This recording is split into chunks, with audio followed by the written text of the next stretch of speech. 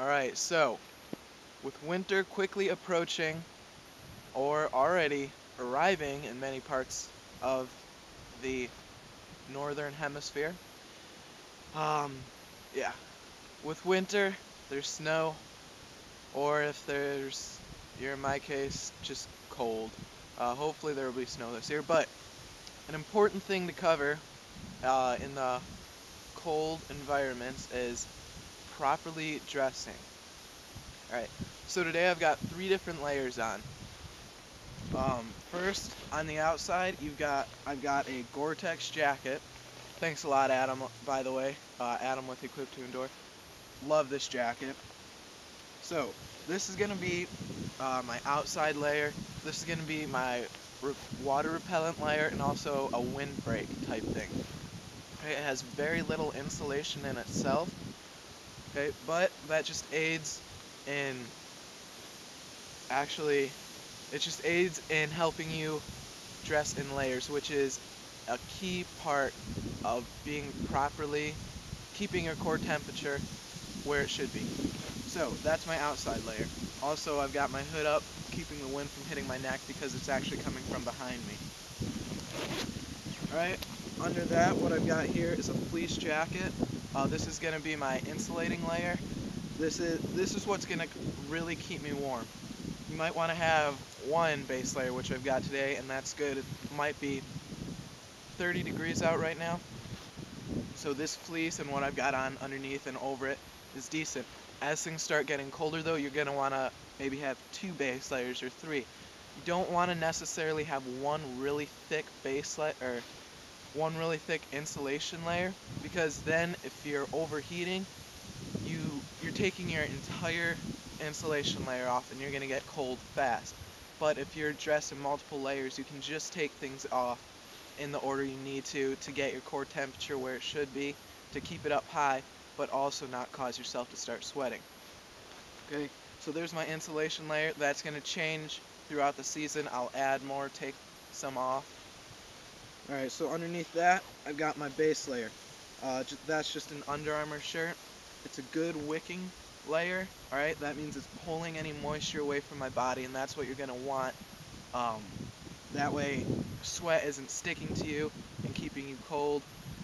Alright, so it's just pulling it all off. Got cold just doing that.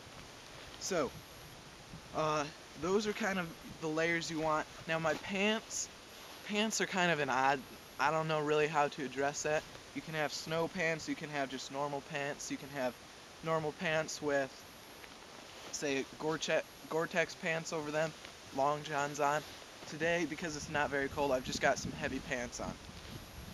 Also, let's pan down a little. So down here, I've just got my normal summer boots on that I'll wear for as long as I can because I really like these boots. Underneath that, I've got some wool socks on, merino wool or something, but these things are really comfortable and they keep my feet extremely warm.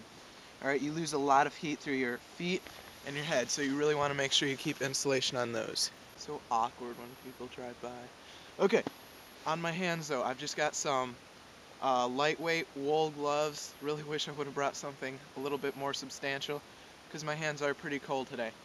But some sort of gloves on your hands, extremities, alright, so your arm is an extremity, but your fingertips especially, when your core temperature starts dropping, your vital organs inside will actually stay warm, but your arms are going to get extremely cold.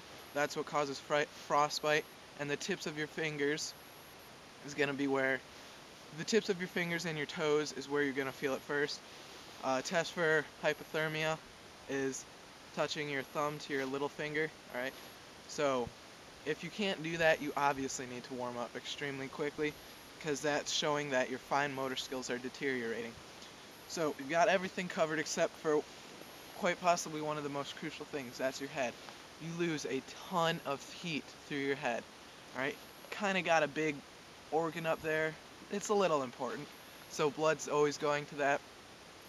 And there isn't much fat, alright? Fat and muscle between that actual organ and the outside air.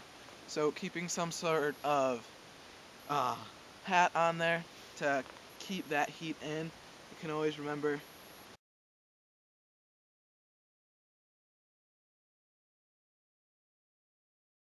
DAM stands for Dead Airspace Management.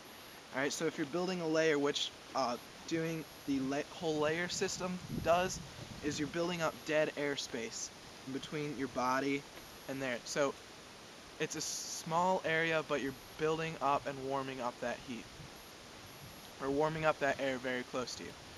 Alright guys, so that's my quick little thing on winter clothing. Hope you guys enjoyed. Check out the new website, theparacord survival project.com. Alright, this is Spencer signing off. Stay alert, stay alive, guys. Thanks.